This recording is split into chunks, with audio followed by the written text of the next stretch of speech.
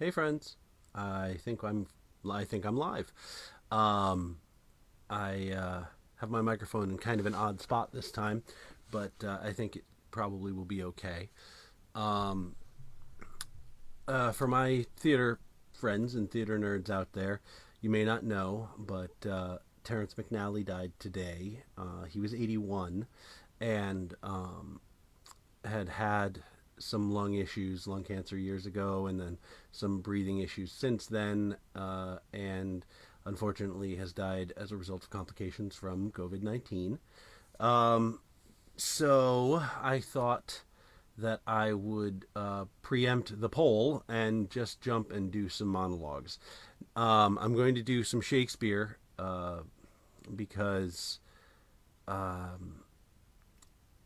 well, I could only find one Terrence McNally monologue that I wanted to do and thought was appropriate, so I'm going to do that last from Love, Valor, Compassion, which is a wonderful play of his that I've never done, but I've always loved. So we'll do that last. Uh, First, though, we're going to do some Shakespeare. So we're going to do a series of monologues. I've got Hamlet here. I've got The Merchant of Venice. I've got the Scottish play, but I'm not in a theater. I'm in my library, and you can see my hat wall behind me. So some Macbeth, some Othello, the greatest villain that Shakespeare ever wrote, and perhaps the greatest villain anybody's ever written, Iago. So we're going to do that. And then after some villainy, we're going to do some Terrence McNally. So, being the Shakespeare weeb I am, if I'm going to do something from Hamlet, I'm going to do the speech from Hamlet, although there are many good ones. Never a borrower nor a lender be, for loan oft loses both itself and friend, which is wonderful advice from Ophelia's father. But that's not what we're going to do right now. Instead, we're going to somewhat appropriately consider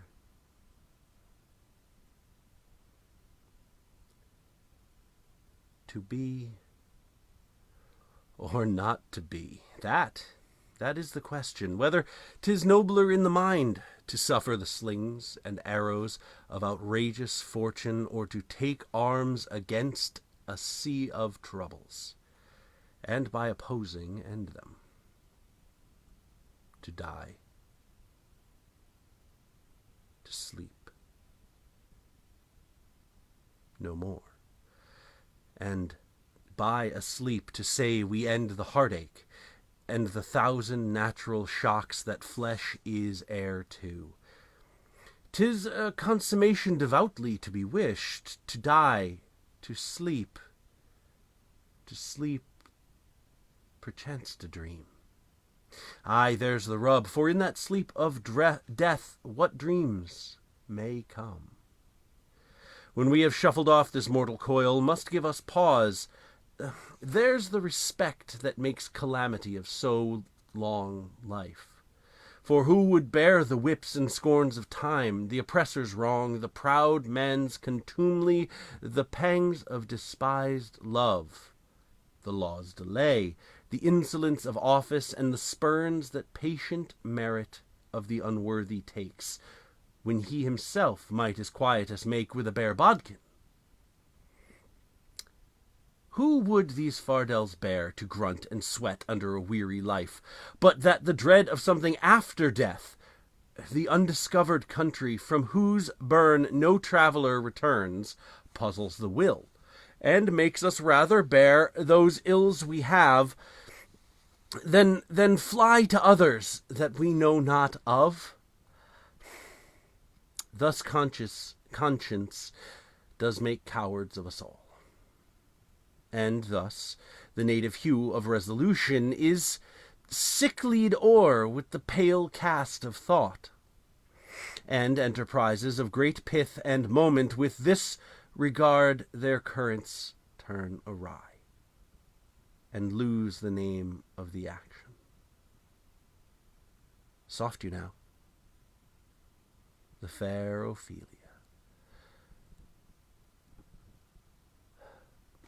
And then he goes on to be a real bastard. Hamlet's kind of a jerk and kind of a putz. There's a great idea that perhaps Hamlet and Macbeth should have switched plays. If they had, all might have worked out better for the two of them. And in that spirit, I think we'll take on Macbeth. This is from Act 1, Scene 7, early in the play, and he's got a big decision ahead of him. For those who are familiar with the play, I think there might be some spoilers here, but let's plow ahead anyway.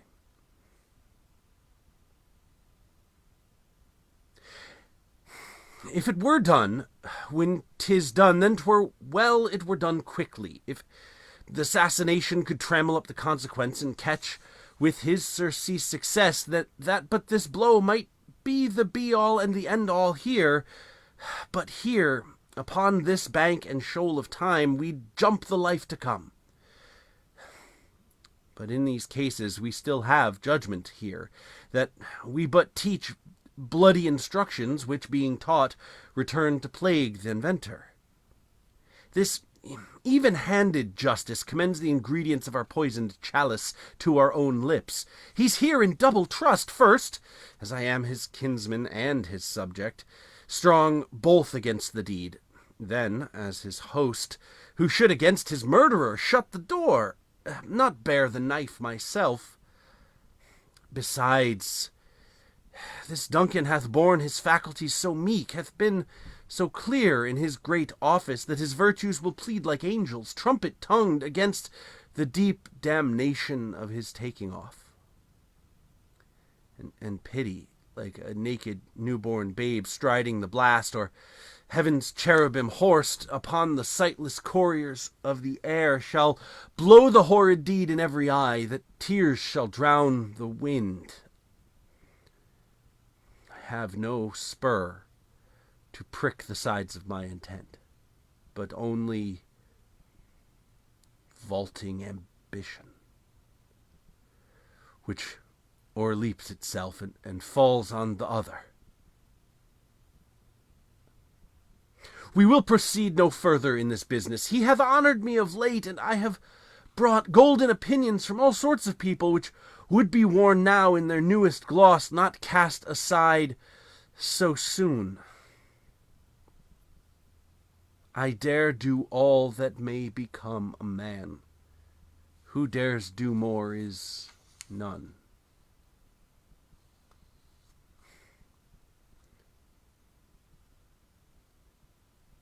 And then Lady Macbeth has, well, really a brilliant speech that I'm not going to do right now, but you should look, because she persuades him. And I'm going to give you just the end of this scene where Macbeth says, I am settled, and bend up each corporal agent to this terrible feat. Away, and mock the time with fairest show. False face must hide what the false heart doth know. I've always felt so sorry for Macbeth. I feel like he was a man more sinned against than sinning. Although his sins, it turned out, were many. Speaking of a man more sinned against than sinning, the Merchant of Venice's hero, Shylock. He was treated poorly, not just by the other characters in the play, but by the playwright himself. It was not a good time to be a Jew. And they were, as often as, unfortunately now, and many times in the past, scapegoated and treated poorly. And so Shylock, again, having been treated poorly and, well, in a really bad spot, not of his own making, feels a really righteous anger.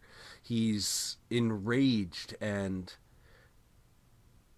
quite frankly, mad as hell and not going to take it anymore.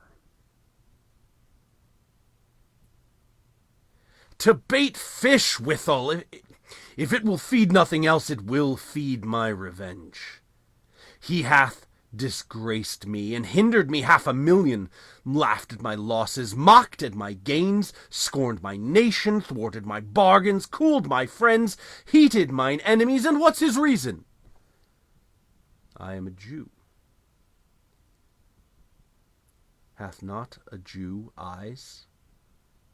Hath not a Jew hands? Organs? Dimensions, senses, affections, passions, fed with the same food, hurt with the same weapons, subject to the same diseases, healed by the same means, warmed and cooled by the same winter and summer as a Christian is. If you prick us, do we not bleed? If you tickle us, do we not laugh? If you poison us, do we not die? And if you wrong us, shall we not revenge? If we are like you in the rest, we will resemble you in that. If a Jew wrong a Christian, what is his humility? Revenge. If a Christian wrong a Jew, what should his sufferance be by Christian example? Why, revenge. The villainy you teach me I will execute, and it shall go hard, but I will better the instruction. Gentlemen, my master Antonio is at his house, and desires to speak with you both. Shylock, as it turns out, is not a man to be fucked with. And unfortunately, he will be. Sorry, language. But, you know, good enough for Shakespeare, good enough for me. And now we will turn an entirely different page.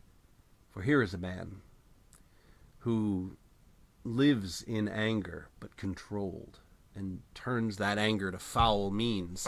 He is, not by his own definition, a villain. But even a villain deserves some defense, and here he attempts to make one. After, well, using many of his supposed friends ill and causing more in the future, he is less than repentant. Iago, Act 2, Scene 3. Speaking at first to Rodrigo, his friend, compatriot, certainly accomplice for the beginning, and then after he leaves.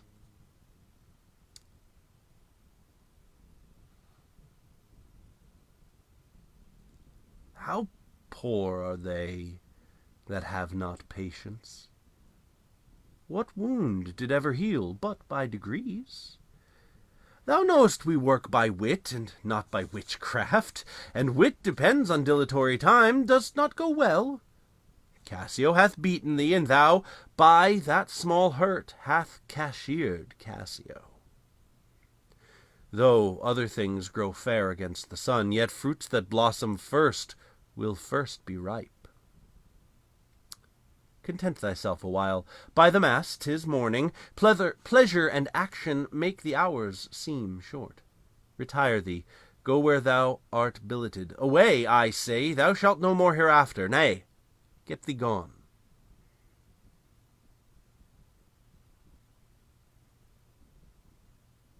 Two things are to be done. My wife must move for Cassio to her mistress. I'll set her on. Myself a while to draw the Moor apart, and bring him jump when he may Cassio find soliciting his wife. Aye, that's the way. Dull not device by coldness and delay.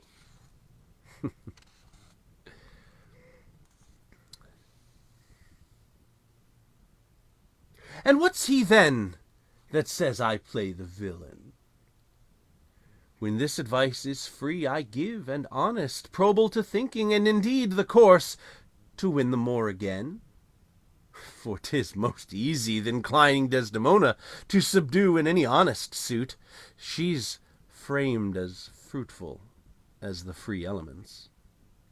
And then for her to win the more, were it to renounce his baptism, all seals and symbols of redeemed sin, his soul is so infettered to her love that she may make, unmake, do what she list, even as her appetite shall play the god with his weak function. How am I then a villain, to counsel Cassio to this parallel course, directly to his good? Divinity of hell! When devils will the blackest sins put on, they do suggest at first with heavenly shows, as I do now. For whiles this honest fool plies Desdemona to repair his fortune, and she for him pleads strongly to the more, I'll pour this pestilence into his ear, that she repeals him for her body's lust.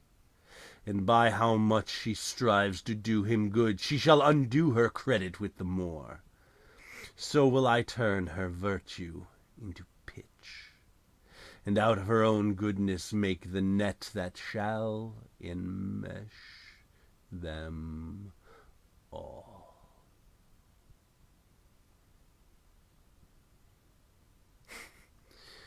Iago's not much redeemed, nor is he much redeemable. But despite him mostly getting his way, he also gets his comeuppance in the end. But that's all the Shakespeare we're going to do tonight. Some classics: Othello, Merchant of Venice, Macbeth, and Hamlet. If you haven't read them, you should. Better if you should see them. Get the opportunity. My dear friend and yours, our friendly neighborhood Shakespeare Approves, will be doing his versions of some of these stories over the next several weeks with some dear friends, perhaps even me, we'll see. I have begged and pleaded, but he may or may not yet take pity upon me. There's a lot of Shakespeare happening out in the internet right now, but you should find some and you should see it performed. It is it really belongs on its feet rather than read, and it's wonderful stuff. Speaking of wonderful things, Terrence McNally, who I mentioned at the top, passed away today due to complications with COVID-19. Was one of the luminaries of American theater over the last half century. He wrote the musical Ragtime. He wrote Love, Valour, Compassion, from which I'll be reading in a moment.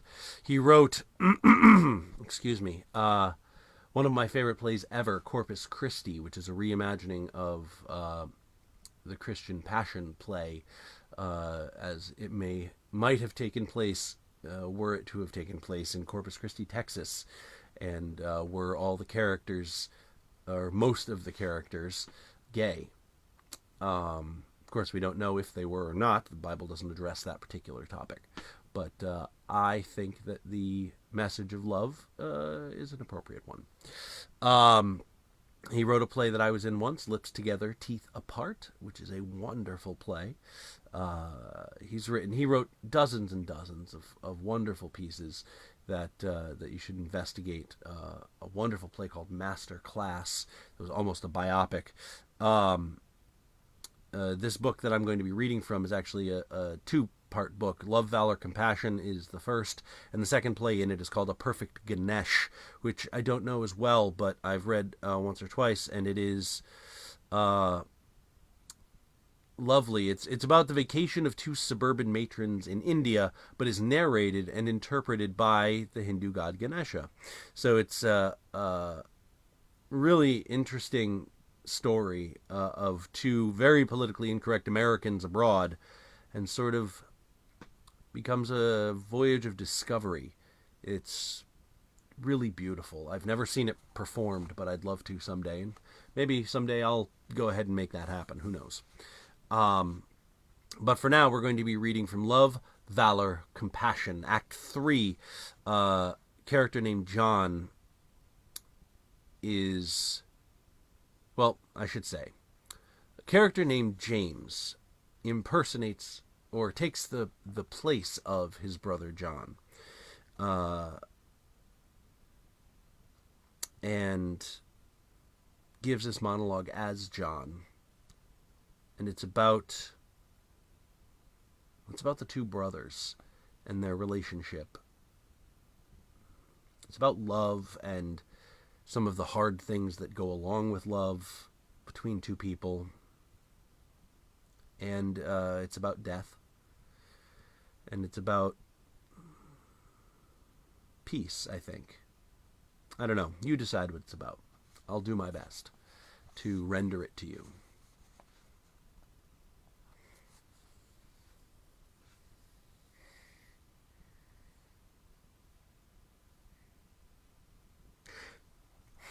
There's no point in pretending this isn't happening.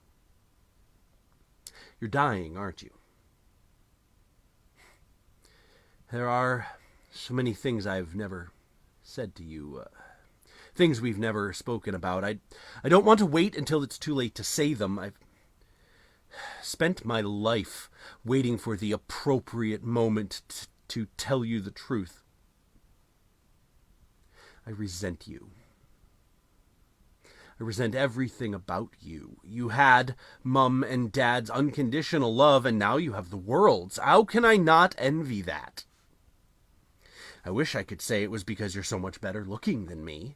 No, the real pain is that it's something so much harder to bear.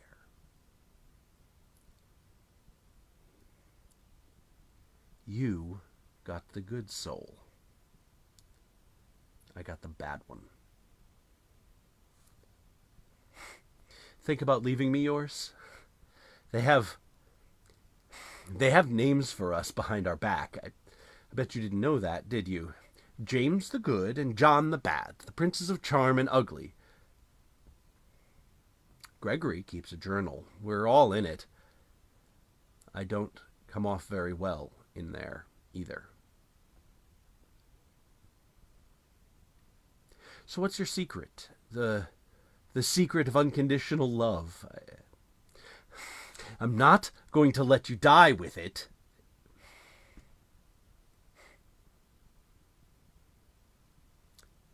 My brother smiled wanly and shook his head, suggesting he didn't know, dear spectators. And then just a tear started to fall from the corner of one eye. This tear told me my brother knew something of the pain I felt, of never, ever, not once, being loved.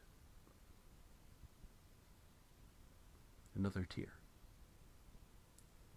The other eye.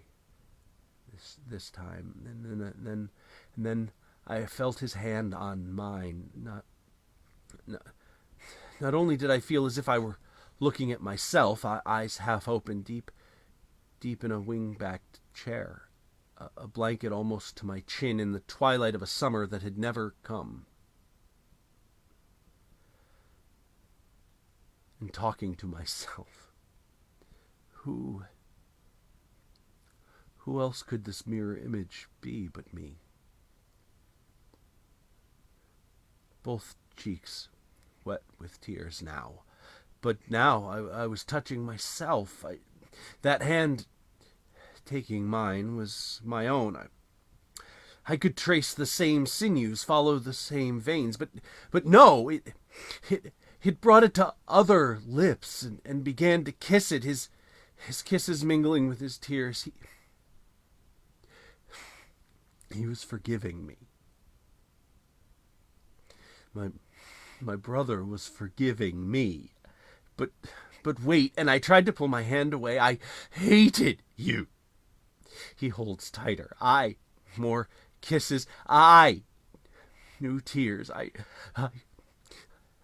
wished you were dead. He presses his hand against my hand now, and and cries and cries and cries, and I try to tell him every wrong I have done to him. It just shakes his head, bathes my hand with his tears and lips, and there have never been so many kisses, not in all the world, as when I told my brother all the wrongs I had done him.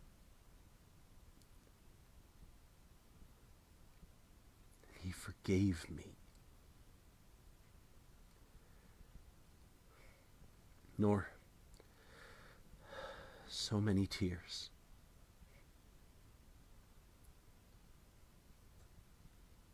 Finally, we stopped. We looked at each other in the silence. We could look at each other at last.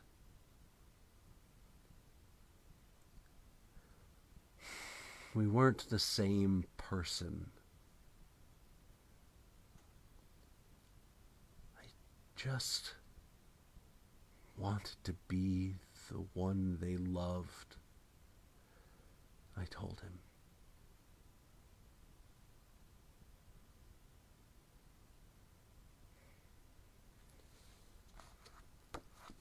And I think it's fair to say that Terrence McNally was the one we loved. For those of us who knew him and knew of him, and I know that that must have been true of his family. I hope so. Not that all families are so simple, but I loved his work. It was beautiful. And if you don't know his work, I invite you to discover it. Ragtime is a really great musical, a great way to get in there. The music is wonderful. The book is spectacular.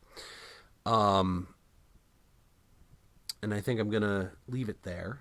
I've been on almost half an hour, and thanks to those of you who joined me. Frank, good to hear from you. Abigail, hi. Sil, hi, how are you? I don't know if any other folks are out there watching or listening, but thanks for joining. And I'm going to go. But I think next time we're going to do some poetry again. I'll do some narrative poems.